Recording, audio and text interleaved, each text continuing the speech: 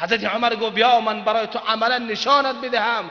حضرت عمر داخل بیت الخلا شد، حاجت خانه، تو علیت معذرت میخوام، حاجت خانه در آمد، با پای چپش حاجت خانه داخل شد و این دعا را خواند: اللهم انی اعوذ بک من الخبث والخبائث. این دعای بیت الخلا هست. با پای چپ در آمدن این دعا را خواندن، داخل شدن سنت عبادت شد.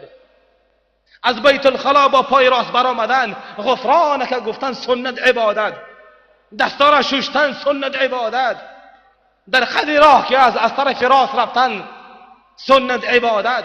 پیش از طعام دستا را شستن بسم الله گفتن سنت عبادت. همسری خودت را، زنی خودت را طبق سنت پیامبر، همچون حکم رسول خدا و الله دست خودت را با سوی زن انداختی، همچون سنت، همچون طبق پیامبر عبادت.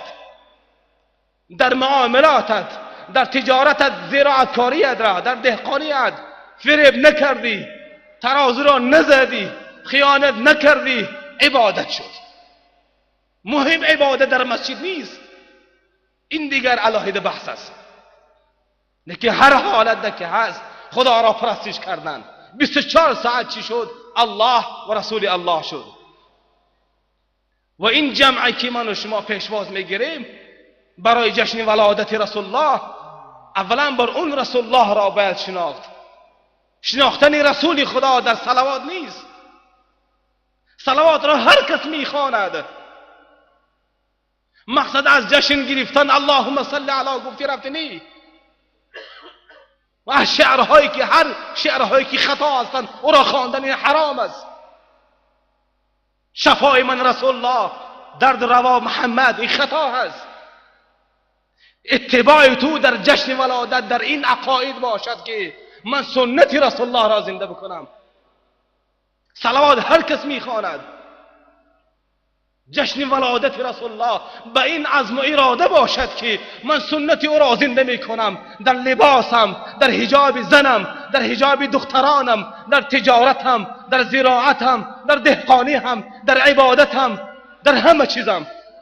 اون سنت رسول الله را زنده کردی، تو محبت رسول الله را حاصل میکنی. ظاهرا شرط نیست برادر، هر کس یا رسول الله میگوید. مهم در این است که اتباع پیامبر باشی. پیامبر خدا آمد به کدام خاطر آمد؟ خداوند جل جلاله در یگان نعمتش برای بندگانش منت قرار نداد. زمینی که برای تو آفریدوش، آسمانی که برای تو آفریدوش، جبرائیل صد کرده تا مورچه‌ای که تو زیر پایش میکنی در خدمت تو حاضر است. همه اینها برای تو آفریده شده است. خدای پاک من در حدیث قدسیش میفرماید الدنیا خلقت لکم و انتم خلقتم للآخره. دنیایی که تو میبینی، این کائناتی که میبینی برای تو آفریدم ای انسان. تو را برای آخرت آفریدم. لیکن در این آفریدن زمین و آسمان خداوند منت قرار نداد که ای پسر آدم از هوای من میخوری، از رزق من میخوری، از نعمت من میخوری. منت قرار نداد، بلکه خداوند منت قرار داد در آمدی پیامبرش. خدای پاک من میفرماید که لقد من الله علی المؤمنین اذ بعث فیهم رسولا. خداوند منت قرار داد. لقد من به معنای منت کردن، من به معنای شیرینی خورانیدن، من به معنای حلوا، من به معنای عسل. همون طوری که بنی اسرائیل از موسی سوال کردند که خدای تو اگر واقع باشد برای ما از آسمان عسل بیاورد، شیرینی بیاورد، نان بیاورد. خداوند جل جلاله چیکار کرد؟ من و سلوى نازل کرد، شیرینی نازل کرد از آسمان برای قومی بنی اسرائیل. خداوند برای این امت میگوید که لقد من الله. گویا خداوند میگوید که این امتی پیامبر را، این بشریت را من شیرینی میخورانم شانه برای آمد حبیب الله. حبیب الله صلی الله علیه و سلم در زمان آمد که همون طوری که در ما عرف و عادت و رسم و رسومی بابگی و بیوگی و جهالت باقی مانده است، همون زمان آمده بود. زمانی آمد که همه جا پر از فسق و فساق بود، جهالت بود، رسم و رسوم و خرافات بود. پیامبر خدا صلی الله علیه وسلم 571 میلادی، البته تاریخ ها فرق میکنند، روز دوشنبه در وقت صبح نماز بامداد بین تهجد بامداد بود. پیامبر خدا این وقت روز دوشنبه سحر قطعی به دنیا تشریف آوردند. در آمدی پیامبرش که بود، جبرائیل نازل شد، میکائیل آمد، اسرافیل آمد، تمام ملائکه ها آمدن گردی خانه آمینه را چکار کردن؟ گیر گرفتند. همین خیلی گیر به آسمان رفتن، پشت سر نگاه میکردن، انتظار بودن که ببینیم که حبیب الله چطور باشد، ببینیم که رسول خدا چطور باشد. همون حبیبی که خداوند میگه که اگر تو نمی بودی من این کائنات را نمی آفریدم، اون حبیب الله چطور باشد. حاضر خیلی که اینجا برادران نشستگی هستند پشت سر هم نگاه بکنند که کی هست این آدم. همین تر فرشتگاه اینش در پشت اینش، اونش در پشت اونش نگاه میکردن که حبیب الله چی خیلی باشد.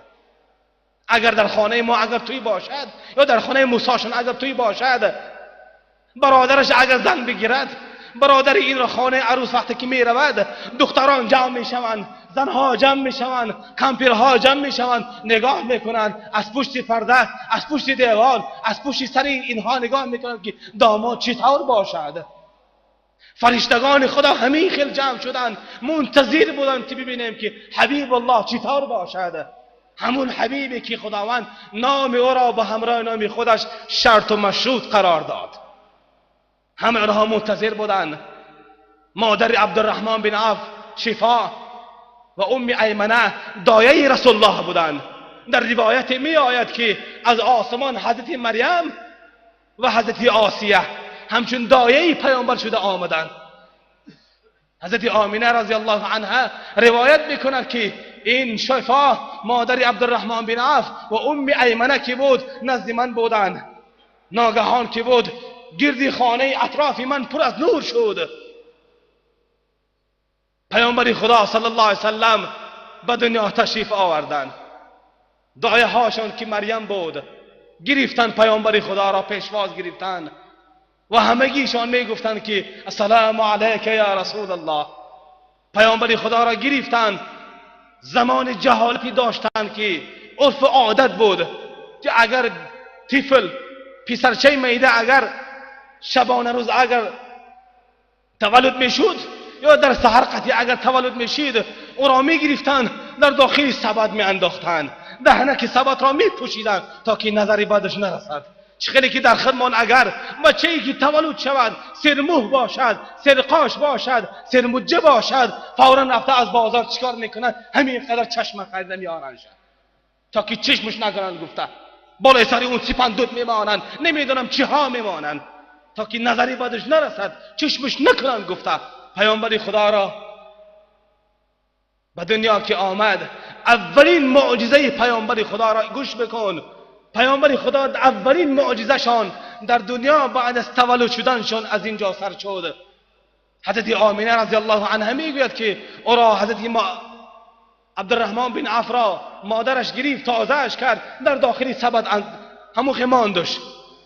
وقتی که در زمینش که مان، عادتا طفل همین خیلی است که این طرف اون طرف حرکت کردن نمیتواند، نمیتواند، مادرش را شناخته نمیتواند، عقل ندارد، گوش دارد لیکن قدرت شنویدن ندارد.